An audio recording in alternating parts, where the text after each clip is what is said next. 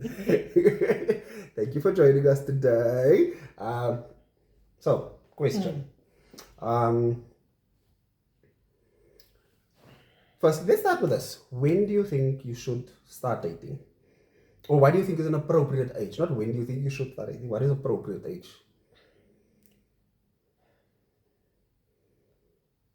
Well, there's two different ages for me. Two different ages. So, the youth age, I'll say between 18 and 21. And if you've come out of or haven't been in serious relationships, I'd say around 35. What? Yes. You small. Around how are you going to 35. go from how are you going to go from finish school and then go study, cool, get that, start my life, then start dating at 35? Yes. At that point, like, you old, eh? Why 35? Are you old at 35 though? No, you're not. You're not old at 35. 45, not old. And I gave two dates because the 18 to 21 is the generic society says you are ready to go out and date. And then the 35 is the I was fortunate enough to go to university after university to go and work abroad. Now I've made my mark, so I'm ready now. You know, like when men say, I'm ready to do this life-changing work, which is marriage and whatever. But obviously it starts with a dating point, 35.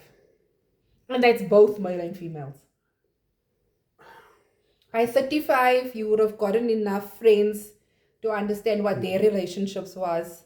By 35, you would have gone out to enough places to understand what places is. Like, if nightclubs is your thing, it's your thing. You'll keep it on your list. If coffee shops is your thing, by 35, you would have known whether a bar is your thing. You know? Whereas 21, you're still figuring that out there. So for me, it's the 1821. Firstly, always tell the boys, like, finish school first, because also, like, you need to get to know yourself. Yes. Okay, schooling is get to know yourself, understanding yourself. Yes. And then once you're done, now you can let go somewhat. Okay. Yes, 18 by law, you're adult. By normal standards, you're still silly. Still very silly. But I think at that point you have more free time to experience somebody else. But also, and very broad statement, your first person can't be your last person at 18. No. And I know it's difficult. I can't tell you what your heart must do. But your first person can't be your last person. Do you understand now why my 35 comes in?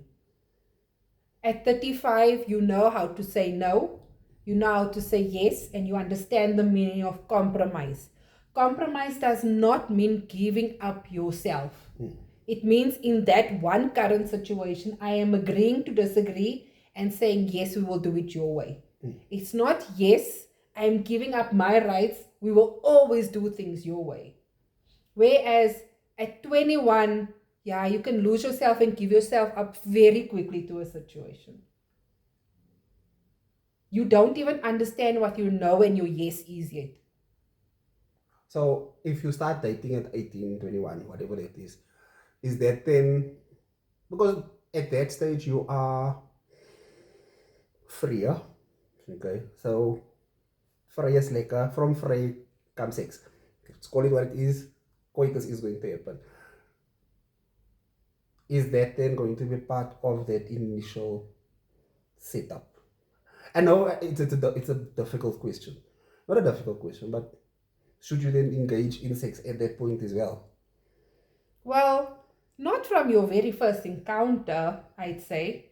Well, it's all dependable. If you still believe in the fairy tale that love at first sight exists, or you believe that infatuation is love, or you believe that just not feeling alone or lonely is love, then I suppose coitus would then fall in unconsciously. But if you're making a conscious decision to have intimacy with the person you are dating, then that's a totally different topic. So I can't say, yes, go ahead and have coitus immediately, or not immediately, go and have coitus from that age time. Because, yeah, if people only understood like the magic behind coitus, I don't think they do it so nonchalantly. Like you actually put effort to think about it and plan it, etc. So I do believe that there is something to having sex before marriage. And I'm probably going to get roasted about this by every person that's very religious. And the sex before marriage is basically just so you don't want to be with a partner that you've given your life to for years, and then when you finally find out you are so deep in a serious relationship, and that one thing is not worth losing the relationship, and that one thing might be that you are unhappy in sex. And a lot of people can come and say, yes, but sex can be fixed. Sex can't always be fixed, because sex is a mutual thing. In order for both of us to fix it, both of us must be in agreement that there's a problem. So 18 to 21, for me, that is just, I want to experience sex. Okay, hold It's on. not that I want sex. But are you going to know if it's not liquor, if it's not right, or you're just going off your gut? Like, I had the situation. First, okay, let's start here. First things first. Your first time is not. Your first time is not the best. This is from a woman that I've spoken to, and yes, as a guy, yeah, first time, done. Okay, so we can't then go off that first occasion. We have to go a few. But that also being said, what I've from the conversations I've had, especially with women, the first time, a lot of the time becomes the last time with that guy, because that guy was not the best. Correct. Or didn't warm you up. didn't prepare you. Sex is a decision that should be made together. I said it just now, it's a mutual thing. It's, for example, like when you're deciding to buy a house or buy a car, you have long discussions and you do research in the areas you want to buy a house. You do research about the size of the house, what do you want it to look like, etc. The same should apply to sex. If you are 18 to 21 and you're in a relationship and you feel it's serious, it's time to take that next step. One of the things both of you should do is explore what sex really is. And from different angles. Don't just go to a sex therapist and say, tell me about sex. Yes, you can do that, but there's books, there's online sites, there's a lot of ways. There's go and speak to your family members, right? Go speak to a friend. But finding out exactly what occurs during sex is an important thing. With my first time, if I could have had that breakdown, yes, we were both very immature, but if I could have had or done that, I would have had a better understanding of what exactly I was getting myself into. And that's where I don't think it's supposed to be like that. So if you're planning and your person is a romantic person, whether it's the male or the female, and then you can work around what triggers you. And this is happy triggers. But now, you just going back a few steps. You said speak to family, friends, those type of people. But friends, I don't trust. Okay. Personally, friends, I don't trust. Yes. Because I just think people embellish, eh? Yes, like people give you like this beautiful, and like they give you weird tips, put a pillow under her back and stuff. I don't know why it is a pillow. Like she's supposed to sleep on the pillow, not have it under her back. But so you get this weird thing, okay? And then you get a lot of my education came from men's health. Like, I'm not gonna lie, men's health, women's health. Yes, guys, read women's health. It's very important. No, it is. Because it tells you, like, from a woman's perspective, it at least gives you an idea. So you know what it's about. But what I wanted to get at was, I think speaking to friends, and maybe friends might be a bit freer, but family is going to look at you weird for the most part, because it's a taboo subject.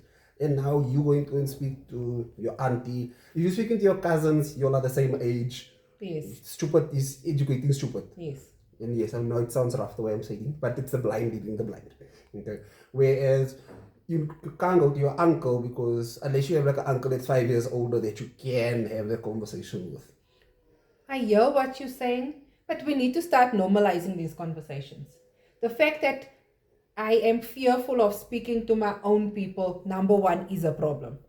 Whether I'm speaking to my aunt that has 4 children and assume that she might know better, do it. You need something to measure against. That's the whole thing. And getting more information relieves a lot of anxiety. The first time comes with a lot of anxiety. A lot of anxiety. Yes, that's how much it comes The with. first time comes with a lot of anxiety. And this is me speaking from experience. It comes with a lot of anxiety, and you depend so much on the person that you're with to calm your nervous system. You depend so much on the person that you are with to bring you to a specific point, and that's not fair. You should go in comfortable. You should go in with this, like, I can't wait to feel my person, I can't wait to finally, and I say finally because it's something that we drag on as the years go on. You're only 16, are you very young? No. You're only 18, you just finished school the other day. Why would you want to do this? You're 21, you just graduated. Go explore the world. Rather go and get some random Frenchman or Italian To touch you in ways. to touch you in ways.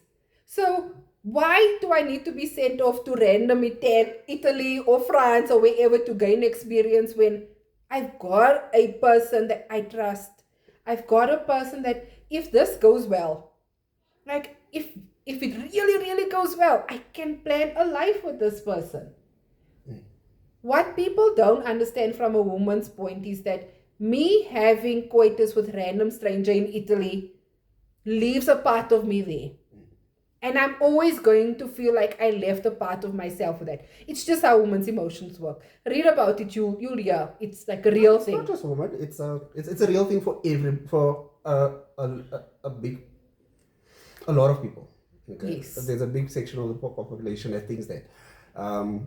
It's not just thinking. It's when you have sex or coitus, you're sharing yourself Yes. with somebody, and you leaving that energy with them. Exactly. Okay, so it's not just a woman thing. I think maybe yes, there are people that think more about it than others, but no, it's not just a woman thing. Yeah. But let's go back 5 steps because we already here by nakedness. Naked. What was your first expectations? So you started dating, okay? What was your expectations of having a boyfriend? Like a boyfriend must ABC or we'll see what happens. My first expectation was, I hope he's not going to be a nuisance. That was my first expectation because And how old were you? I was 18. Okay. Friends had boyfriends during school. A lot of them. And you just see the two of them. Like you stop even having friends the minute they get boyfriends. They stop being your friends. I don't know, is it I need to sacrifice my friendship so I can make time for a relationship. So the first part was, don't be a nuisance.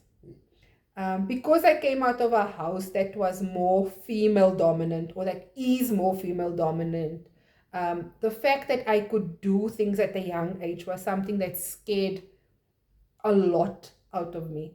And I didn't want the person that I was going to date like feel awkward, because you would come pick me up and you'll see me still doing something or fixing something or cooking or whatever it is, whatever responsibilities I felt I had towards the house and my family. I didn't want that to be an issue. I wasn't a person to be out late at night. So if I said by 10 I want to be home, I don't want to hear, oh man, just 5 more minutes. The party just starts at 10. You see, and I didn't want to hear that either. I didn't want to hear the party just start. And no, 10 wasn't a curfew. It was time that I felt I was comfortable with. There was times where I was like, okay, we'll go according to your time. But that's another thing that I wanted. I didn't want to be forced to meet family immediately. When you meet my family, it's normally a year after our relationship. So we make 1 year, then you qualify to meet my family. I didn't want my family to fall in a waiting period. It's very important. I didn't want my family to fall in love with someone that was just going to be there for a very short period of time, or that thought I was only around for a short period of time. And yes, these are not things that an 18-year-old thinks about, but these are the things that I thought about. I didn't worry about finances at that point. I didn't worry about looks. I still don't worry about looks and finances. But So just I'm to make sure more that we're on the same page, the guys looks and finances. the guys' looks and finances, yes. The guys' looks and finances. Or the girls looks and finances. No, I didn't date the girl. Oh, why are you being so quiet? Okay, but anyway, it's a whole other topic. Eh? We'll get to that one. So, yeah, so finances, looks. Looks are a part. Let's be honest. You're not going to go and date a potato. And I don't say potato, it sounds horrible, like, but you're not going to go date a potato. Or cabbage. Yes, or a cabbage. Maybe like a Brussels sprout. Concentrated anger. So there was expectations, just in terms of don't be a nuisance, be lekker. Yes. Be lekker is like a broad thing, but Abroad. be lekker. Right. So I started dating. Not as, to say I started dating sounds harsh. I dated. I dated. First girlfriend was standard 8. That's grade 10. Look. We come from standards, eh? We were in school when there were standards. There's someone phoning you, so recording is stopped. Is the recording stopped? Okay, so like I was saying, I started dating. Oh, my first girlfriend, standard 8, grade 10. See, bring However, somebody home that you date for a short period of time. I never brought anybody home, eh? That's why I'm making my point. Why we don't bring people home immediately? We must now know you're the one. Yes. So, but that happened because at that stage, most of the friends had been dating since like standard 6, grade 8. I'm not going to do that continuously. Gold standards. Most of the dating was still from standard 6. Okay. Surprisingly, there's a number of them that are still married to those people. Not surprisingly, like in a bad way, but in a good way. Like really, it's awesome. They've made it work. Congratulations to you guys. They're making it awesome. work. Making it work. So my girlfriend was a case of, Roland, you don't have a girlfriend. Here's somebody, which was one of the friend's cousins. Yes. And like literally it was, I think maybe for a month, 2 months. And I was like, oh, this is a lot of work. Like you're forcing me to speak to people. Like, I'm a speaker, or I enjoy speaking. However, I don't want to speak to somebody that I have to speak to. Must be I want to speak to. Yes. So with her, it was a case of have to speak, and she was younger. So if I wasn't standard 8, she wasn't standard 6, maybe. Yeah, I know it sounds horrible. Sounds like you didn't pick up the chicken, you picked up the chick. So, but after I dated her, I literally waited until I finished school again. So once I was done with school, then the others came into play. And how was the relationship after you finished school? And my question, I know it's very broad, but did you see a difference in terms of what you wanted after school and how it was when you had your girlfriend in standard 8? Did it feel less heavy, less like a chore, or did it actually, you wanted to find somebody? No, that was me wanting to find somebody. So it was, and I really liked the person. Yes. Okay. So it was a case of saw her, got enamored, and went for it. Okay, so I think that's the first part. So standard 8 girly, I was guided. Let's call it that. Yes. Okay, whereas the later on, it was a decision I made for myself, which was, but that also became easier. So our conversations were freer. Like I learned the most important trick that guys should know. If you're in with a mother, you're in with a child, eh? She can't At that point, she's not a child. The daughter, not There the we child. go. Yes. You're in with a mother, you're in with a daughter. And yes, I will choke the first guy that comes and tries and speak to my daughter's mother. Going to say, get away, because I know what you're trying. But that was my thing. Yes. It was my relationship expectations is more around, well, not more around, but it's also around let's just be lekker. Let's conversate, let's get to know each other as things carry on. Because even with the 18-year-old, when I was 18, girlfriend too wasn't coitus person. I only had coitus with, I think, girlfriend 4. So you yelled on. Why? Just didn't feel right. See, that's another thing. A lot of times we have this, but I'm your boyfriend and we're dating for 3 months. It's time. All my friends are getting it. I also want it. No way. To that, I say a big no. If you're a girl or a boy out there and you're experiencing something similar where you are approached by your girlfriend or your boyfriend to have sex because everybody else is doing it, then you should worry about your own relationship, eh? Worry about yourself. The fact that you are doing a follow the leader type of lifestyle is a big worry to me. And the concern is not just in having sex. Do you understand what happens when you have sex? Like the amount of emotions that rushes through your body, the amount of hormones that gets woken up and distributed throughout your brain, your body, your mind. Do you understand exactly what is happening when two people decide to become one? And what the consequences thereafter is. Whether it is she didn't feel you and now she just ghosts you because she doesn't want you to touch her body anymore. That is a real thing. Or he feels, yeah, when I touched her, it looked like she had a scar, and then I realized, she didn't wash there, so I couldn't continue. There's many reasons. There's many reasons. He could be dirty, she could be dirty, he could smell funny, she could smell funny. Like there's a lot of things that's involved. One secret I can tell you is that you will know when it's the right person. Their scent will blend in with your scent. Your scent will blend in with theirs.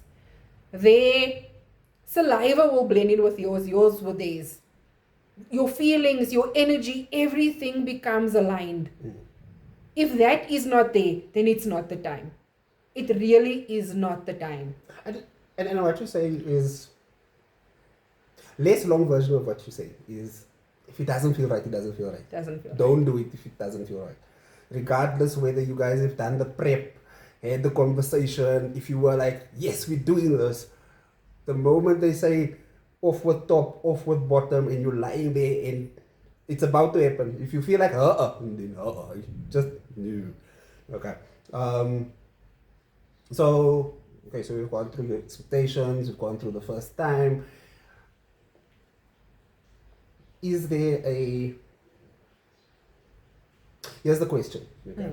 It's so now we meet person at 18, it's not our person, or let's say we meet person at 18.